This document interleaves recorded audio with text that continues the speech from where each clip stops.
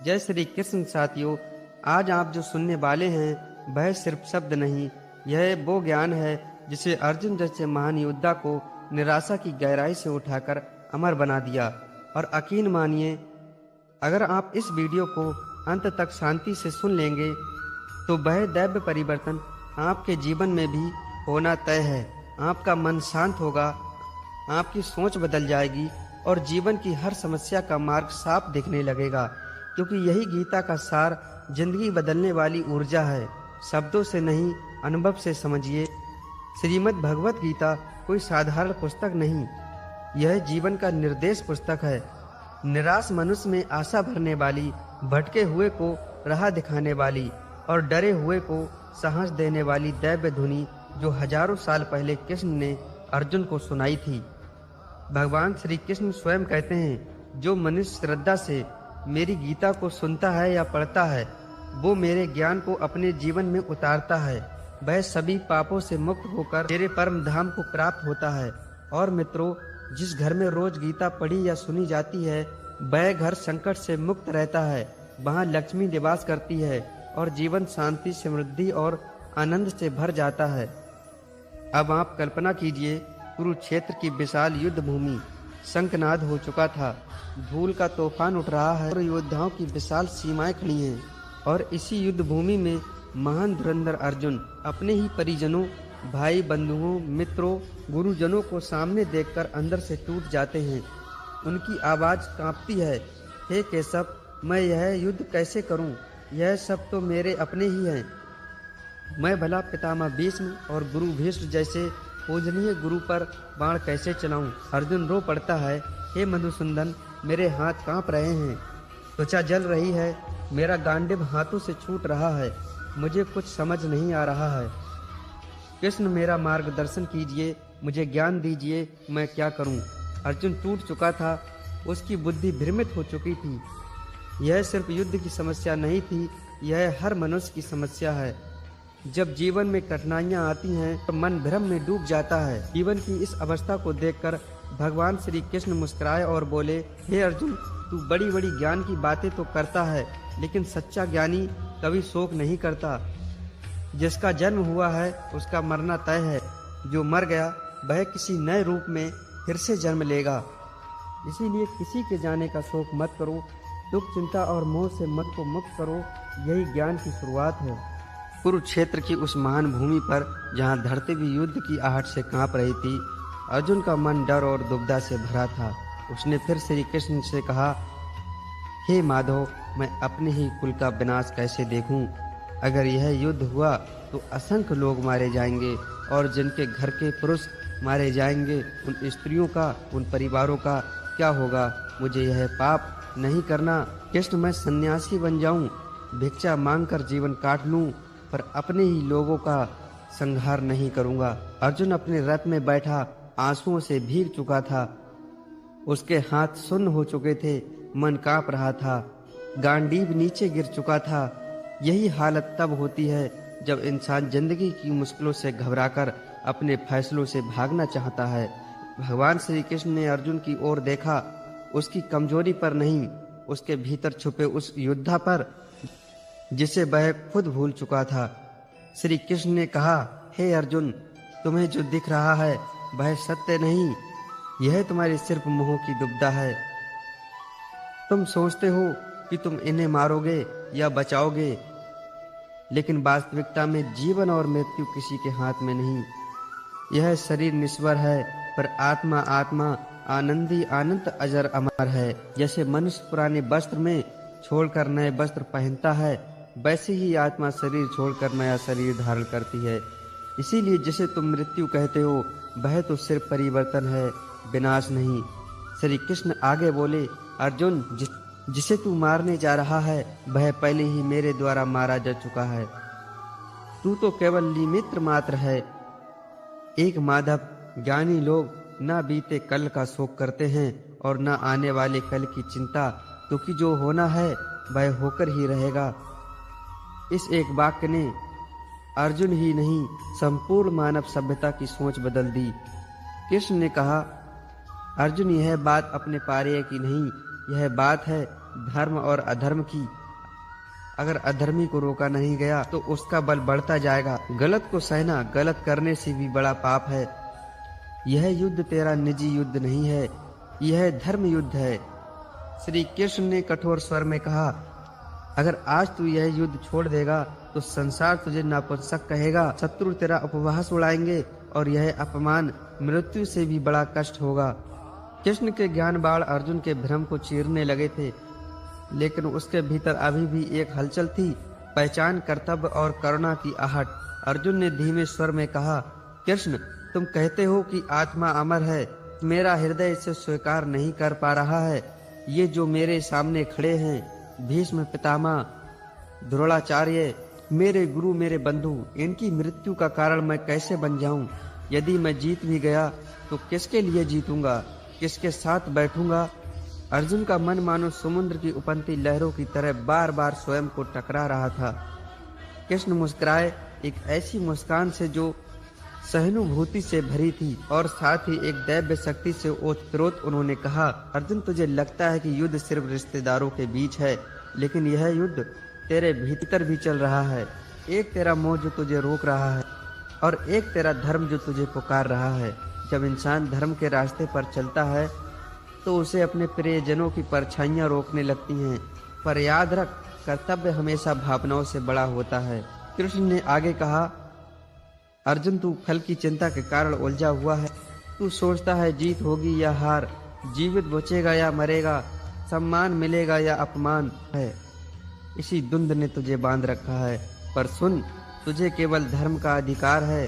फल किसे मिलेगा यह प्रकृति का नियम तय करेगा, तू नहीं। जब तू परिणाम का बोझ उतार देगा तभी तू सच्चा योद्धा बनेगा। अर्जुन का चेहरा अब धीरे धीरे बदल रहा था। कृष्ण की बाणी जैसे उसकी आत्मा को झंझोर रही थी। कृष्ण ने कहा, अर्जुन, तू जिसके लिए शोक कर रहा है वही लोग तेरे अधर्म को बढ़ावा दे रहे हैं। भीष्म और द्रोण महान हैं, पर आज वे न्याय का साथ नहीं दे रहे। जो धर्म के सामने खड़ा हो जाए, वह कितना भी बड़ा क्यों ना हो, उसे रोकना ही पड़ता है। यह तेरी व्यक्तिगत लड़ाई नहीं, यह युग की रक्षा की लड़ाई है। अर्जुन की सांसें गहरी होने लगी, उसके भीतर विवेक की अग्नि जलने लगी थी। उसकी आंखों से भ्रम का धुंधलापन हटने लगा। कृष्ण ने अंतिम पंक्ति में कहा, अर्जुन, तू योद्धा है, यही योद्धा का धर्म है। न्याय के लिए खड़ा रहना, सही के लिए लड़ना और अधर्म का विनाश करना। अर्जुन अब शांत हो चुका था, लेकिन उसकी एक और गहरी जिज्ञासा अभी भी बाकी थी। प्रभु, धर्म क्या है और सही कर्म क्या है? मनुष्य को जीवन मार्ग पर चलना चाहिए। कृष्ण ने मुस्कुराते हुए कहा, अर्जुन, धर्म का अर्थ केवल पूजा, व्रत या कर्म कांड नहीं। धर्म का अर्थ है जो सही है वही धर्म है। धर्म वह है जो महानता की रक्षा करे। धर्म वह है जो सत्य की स्थापना करे। धर्म वह है जो न्याय दिलाए। कृष्ण ने कहा, जिस कर्म से किसी का भला हो, जिस कर्म से अहंकार कम हो, जिससे सत्य और न्याय की रक्षा हो, वही धर्म है। अर्जुन ने पूछा, मेरा धर्म क्या है प्रभु? कृष्ण बोले, तेरा धर्म है अधर्म का नाश करना, क्योंकि तू क्षत्रिय है। उसका सर्वोच्च धर्म है समय पर उठना, बोलना और अन्याय को रोकना। कृष्ण ने कठोर लेकिन सत्य वचन कहे, अर्जुन, अन्याय का विरोध नहीं करना स्वयं अन्याय करने जैसा है। अगर तू चुप रहा तो पाप करने वाला ही नहीं, चुप रहने वाला भी दोषी होगा। अधर्म की आग तब जलती है जब तक लोग मौन रहते हैं। कृष्ण ने कहा, अर्जुन, कर्म करते जाओ लेकिन फल की चिंता मत करो, यही कर्म योग्य है। जिस कर्म में मोह ना हो, अहंकार ना हो, वह ईश्वर तक पहुंचता है। फिर उन्होंने 3 प्रकार बताए। पहला, सावित्रिक कर्म, जो शांति, भलाई, सत्य और निर्भरता के लिए किया जाए। दूसरा, राजसिक कर्म, जो लालच, लाभ और स्वार्थ के लिए किया जाए। तीसरा, तामसिक कर्म, जो अज्ञान, आलस, अहिंसा और दूसरों के नुकसान के लिए किया जाए। कृष्ण बोले, अर्जुन, सात्विक कर्म यही मनुष्य को ऊपर उठाते हैं, बाकी कर्म बंधन बन जाते हैं। मोह सब दुखों की जड़ है। कृष्ण ने कहा, अर्जुन, जहाँ मोह है वहाँ दुख है, जहाँ आस्तिक है वहाँ भय है। फिर उन्होंने एक अद्भुत सत्य बताया, मनुष्य अपनी इच्छाओं से नहीं, अपनी आस्तियों से बंधा होता है। भक्ति का महत्व। कृष्ण ने गंभीर स्वर में कहा, अर्जुन, जो व्यक्ति मुझे प्रेम करता है उसका मार्ग मैं स्वयं सरल कर देता हूँ। मुझे जो याद करता है मैं उसे कभी नहीं छोड़ता। भक्ति ईश्वर को नहीं, मनुष्य को बदलती है। जब मनुष्य अपनी इच्छा को ईश्वर की इच्छा में बदल देता है तभी चमत्कार होते हैं। अचानक श्री कृष्ण ने कहा, अर्जुन, अगर मैं अपना असली रूप दिखा दूं तो तू स्वयं समझ जाएगा कि यह युद्ध तू नहीं मैं कर रहा हूँ। अर्जुन विस्मित होकर बोला, प्रभु, क्या मैं आपका वह रूप देख सकता हूँ जो देवता भी देखने को तरसते हैं? श्री कृष्ण मुस्कुराए, समय आएगा अर्जुन, मैं तुझे अपना वास्तविक विराट स्वरूप अवश्य दिखाऊंगा, लेकिन पहले तू अपने मन को तैयार कर। इन दैव उपदेशों के बाद अर्जुन अब वही नहीं रहा। उसकी आंखों में डर की जगह तेज था, निराशा की जगह साहस था। वह बोला, प्रभु, अब मैं समझ गया, मैं लड़ूंगा, मैं धर्म की रक्षा करूंगा, मैं आपका नियमित बनूंगा।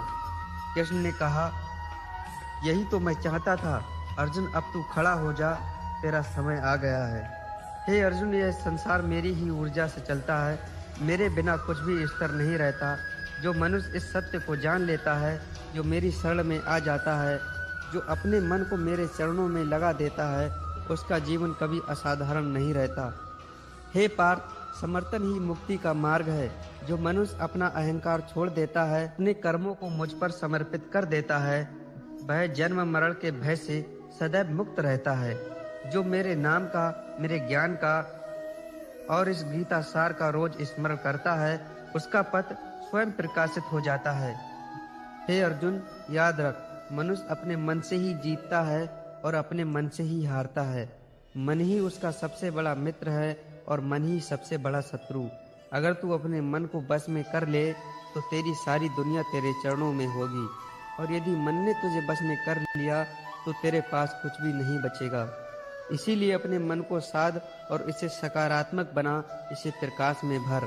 जो मनुष्य अपनी सोच बदल लेता है वह अपना भाग्य बदल लेता है, और जो अपना भाग्य बदल लेता है वह संसार का स्वामी बन जाता है। हे अर्जुन, जो तुझे चाहिए वह सब तेरे अंदर ही है।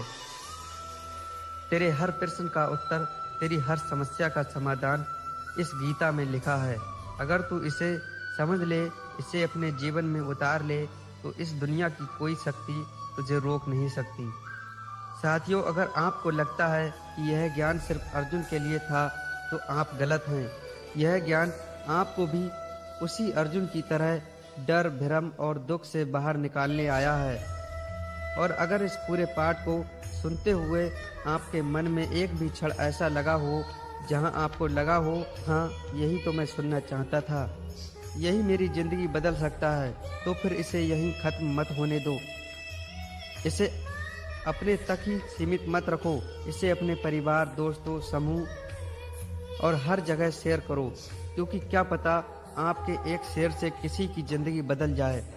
और अगर आप चाहते हैं कि मैं आगे भी ऐसे ही भगवत गीता के दैव अध्याय, शक्तिशाली ज्ञान और जीवन बदलने वाले संदेश आप तक पहुंचाता रहूं, तो अभी इसी वक्त वह सब्सक्राइब का बटन दबाएं। जय श्री कृष्ण। अगले ज्ञानपीठ में फिर मिलते हैं। तब तक के लिए ध्यान रखो अपना, और हाँ, सब्सक्राइब करने के लिए धन्यवाद।